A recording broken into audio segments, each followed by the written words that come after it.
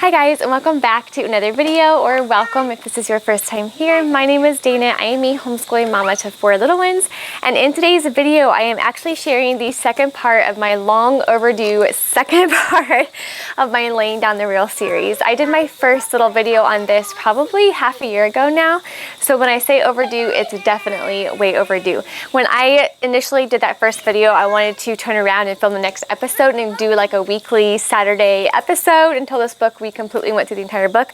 That just didn't happen, and then I honestly just forgot about it. So here we are half a year later, finally doing another part of the Simply Charlotte Mason Presents the Laying Down the Rails.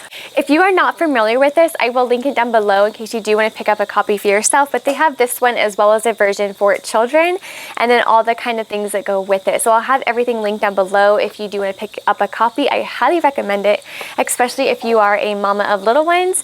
Really doing that habit training from an early age is such a beautiful thing. So on the back of the book, I'm going to be sharing one of my all-time favorite quotes from Charlotte Mason when it comes to habit training, and that is that the mother who takes pains to endow her children with good habits secures for herself smooth and easy days. And oh my goodness, is that 100% true and accurate when it comes to habit training. Anyway, with all that being said, let's go ahead and jump into today's video.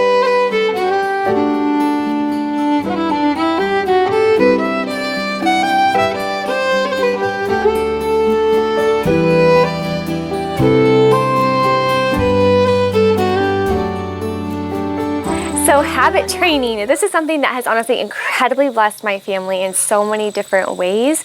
And it's amazing to me how my mindset went from not knowing what to do with it to it just being like this full-on wonderful, beautiful thing. So when I first heard about habit training, this was when I was pregnant with actually my first baby. And I actually bought this book when he was maybe 6 months old. I bought this, and then there's a fire going on over here, so if you see random things flying around, that's what it is. Yes, I was. So I bought this at 6 months, and then the other book that I bought at 6 months was the Homegrown Preschooler Learning to Play Skillfully program. I bought that and this, and those were the two books that I just poured over and over and over into. So what happened is when my little guy was 6 months old, I ended up buying this. I read the whole thing from cover to cover, and yes, you were 6 months old once. Anyway, so I bought this when he was just super tiny, and what happened was through all of our moves and all of our life things, I always kept this book, but I honestly kind of forgot about it. I loved the concepts of it. I was totally on board with habit training, but it was also lacking the actual application of, well, how in the world do we start? Like, I can go through a book from cover to cover, but when you do it in the real life, everyday moments, what does that look like? Like, what does that picture look like? And we're going to kind of get into that today in case anyone else wants to do habit training but might not know what that actually looks like in our home. So my mindset when I first started habit training, once I actually remembered, hey, I forgot about habit training. We need to actually start implementing this in our home, first of all. And my second mindset shift was when I actually started habit training, I did not realize how hard it was actually going to be. And that is a huge thing that you have to kind of come to terms with before you even start, is it's actually very difficult. It is not something that you do once, or you even do for a day, or you do for 2 days or a week. You're talking 6 to 8 weeks of intentionally working on one single habit at a time. You're not taking 3 things that you want to work on and trying to get it all done in that 6 to 8 weeks. It's one thing, and it can be a little thing or it can be a big thing. And if it's a big thing, it might take a lot longer than that 6 to 8 weeks to become a habit. So my mindset definitely was going all over the place when it came to actually jumping into the habit training, because like I said, it's a whole lot harder than you might think when it comes to actually remembering to instill different habits in your children. It really is a lot harder than we think. My third kind of mindset shift when it came to habit training is I had to work really hard, and this is probably one of the most important key when it comes to habit training, and I'm kind of jumping ahead in my outline here, but one of the most important things that we can do as parents when we are habit training our children, and that is patience on our part. So it requires a huge amount of patience, and I think really within not just raising children, habit training, homeschooling, homemaking, patience is really the key to having everything go smoothly. Without it, it can lead to very chaotic days without having a heart and an attitude of patience, especially towards little people. So That is what I really struggled with when I first started habit training, to be honest, because I was trying to, let's pick a habit of maybe tidying up our clothes when we were done. And I've talked about this being a habit that we were working on my video that I did half a year ago now. And one of the habits that we were working on then was actually just at the end of the day, we're going to take our dirty clothes and put them in the washing machine. Something so simple, but oh my goodness, does that make a huge difference in how my day goes when I never have to pick up dirty laundry off of the floor anymore. Everything kind of just automatically goes into the washing machine at the end of the night. Now, our home is set up to where our 3 bedrooms, and then we have a bathroom, and they're all down the same small hallway. So it's set up to where the bathroom, where the washing machine and dryer is, it is very convenient to just pop open the door and toss it in. And I know not everybody might not have a washing machine and dryer on the same either space or level as their bedrooms. That has been one of the biggest blessings, because it used to be in our basement, so we would just fill up the laundry basket and then take it down. But having the washing machine centrally located to where every single night the kiddos can just toss their dirty laundry in the washing machine is amazing. I love that. But when I first started habit training, I'm gonna be honest, it was much easier and much quicker for me, myself, to just go grab all the dirty laundry and then toss it in the washing machine than it was to just kind of like call them like, hey, it's time to like pick up your dirty laundry. Because that's the hardest part, honestly, is also giving them the grace to remember to do it by themselves, also reminding them, but you're talking 5, 6, 7, 8 weeks before it's a new habit. It can be really tiring for the parent as well, because you are really having to consistently, which is so important too, and constantly be reminding your little ones every single night before bed, hey, don't forget to toss your dirty clothes in the washing machine. And to, of course, extend grace when they forget. And then by the time you get to 5 or 6 weeks, you're maybe only having to remind them a couple of times that, hey, toss the clothes in the wash.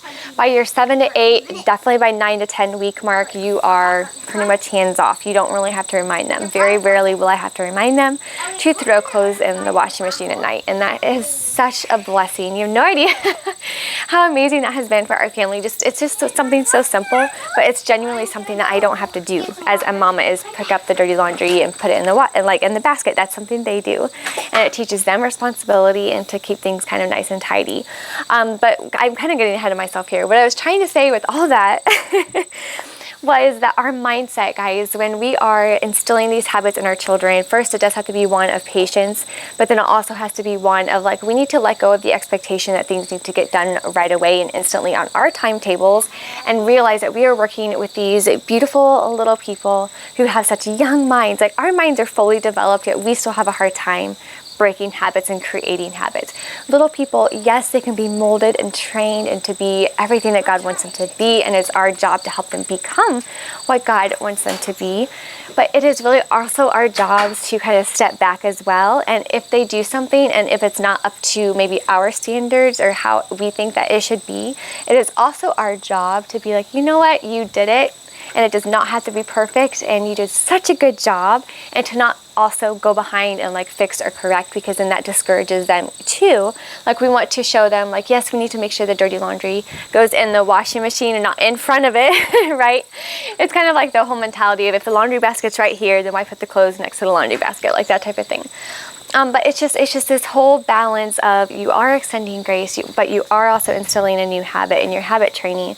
We as parents need to extend that grace, but we also need to not hold the expectation to perfection. And most importantly, we do have to be so patient when it comes to instilling those habits, because I think of habits that I have that are bad. Like, I used to have a really bad habit, and I still catch myself doing it sometimes, is cracking my knuckles. I used to do it all of the time, and I finally was able to like stop it, but every now and then I'll catch myself like really wanting to do it, and it's hard to quit a habit. It really is, especially if you've been doing it for years. And for little people, when you talk about training a brand new habit, this is something that they probably haven't even thought of, or they haven't even done a lot of. So we really had to give them patience, just like we would give ourselves patience when we're trying to kick a bad habit. It can be anywhere from like biting your nails to having a negative connotation with certain like ideas or people.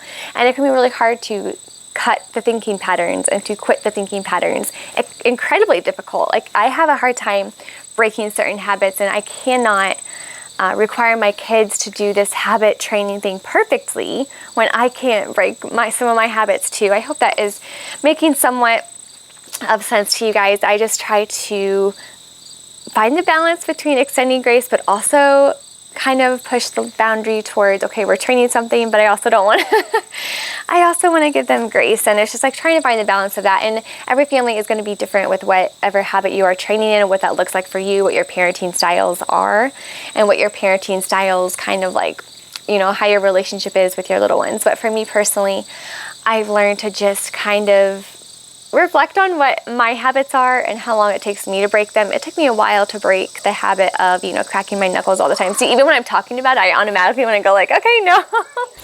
So when it comes to a new habit that we're actually currently working on, and it kind of goes along with the same thing as laundry. If you can't tell, this is one area where we're all kind of working on together just to lighten the load. And it is such a blessing, even if it's something so little, as I mentioned before, as putting things in the washing machine. We are taking it a step farther by also saying, hey, if your clothes are not dirty, let's go ahead and hang them up. If you've seen my last couple of homemaking videos, you will see I recently installed these IKEA little hooks on my kiddo's wall. They're at their level, so they're very kiddo friendly, and they're just little hanging hooks. So if their clothes are maybe clean, or if their jammies are clean, they just need to hang them up on the hook. They don't even have to hang them up back in their closet because they're not clean per se, but they're also not dirty enough to where they're needing washing yet. So we just put them up on the hook. That way, if they want to wear them the next day, they can, but most of the time they won't choose to wear the same thing the next day, even if it is clean. So they'll pull from something else from the closet and kind of rotate. And then if the things are still there by the end of the week, I will sometimes go ahead and toss it in the wash if it hasn't been worn again, or we'll just go ahead and hang it back up depending on how dirty it is. And I kind of judge that based off of what they hang on the hooks. But it gives them the opportunity to keep their rooms even more tidy as far as, no, this is not dirty, but if I do throw it in the wash, that just adds on to the actual laundry load. And one of my favorite things about this whole kind of method or concept when it comes to teaching little people about laundry and like taking care of their spaces is they know that when it comes to folding the laundry, that we all fold laundry together, and I've shared that in a couple of my homemaking videos as well. But when it comes to folding laundry, we kind of do it together as a family, and I don't really fold every single item because most things go hung, and then the kiddos will just toss things in their drawers. They do have separate drawers for everything, so we have like shorts, pants, tops, you know, everything like that. But we don't put them in their drawers folded, because typically when they put them away, they just kind of toss them in, and that's okay, because when we're sorting through things to find things, most everything is in their correct category. So anyway, all that to say that they know that when things go in the wash, when it comes out of the dryer, that is stuff that they do have to put away, because we fold laundry and we like sort them into piles together, but then they're responsible for putting away like the bulk of their items. Like I hang up all of their dresses and shirts and things like that, but all their simple things they know that they put away. And so what I love about doing the method of teaching them to throw things in the wash, but only when it's dirty, is they get the joy of when it comes time to put away their clothes, they don't have this huge pile of stuff to put away. So it's motivating for them to really think about, hey, is this dirty? Is it clean? Can I wear it? Because if it is dirty, like that's totally fine, toss it in the wash, but I'm also gonna have to put this away later. So it is a great system that I have really come to just really appreciate, and I've really found that it serves our family really well when they can be intentional about making the decision, is it dirty or not? And they're also very, very good judges when it comes to whether or not an item is dirty and whether or not jammies need to be washed and everything like that. So another one of my favorite quotes from Charlotte Mason in the Laying Down the Rails book is, she says, this is actually from chapter 3, that every look of gentleness and tone of reverence, every word of kindness and act of help passes into the thought environment, which is the very atmosphere which the child breathes. He does not think of these things, may never think of them, but all of his life long they excite the vague appetency towards something out of which most of his actions spring. So a huge part of the actual habit making for me is realizing that it's so much a part of just our daily living that it will automatically be a part of their life. And that to me is one of the biggest parts of habit training, and something my husband and I talk about really often actually is the fact that when it comes to teaching our children different habits, whether it be cleanliness or tidying up or picking up after themselves and things like that, it's not just teaching them responsibility, it's teaching them to bless the home in which they live in. We all live in the same home, and what a blessing it is to serve one another by keeping our things kind of tidy and cleaned up. But my favorite thing is this is a blessing, Lord willing, to their future spouses as well. And to have a different mindset shift of like, these are not just our children we're stewarding up in the Lord, these are somebody's future husband and future wife. And I want to bless that future person with somebody who is capable of pitching in and of helping in the home and of blessing each other. Someone that knows how to keep at home and keep things tidy and that knows how to cook and like all these important life skills that just aren't taught anymore.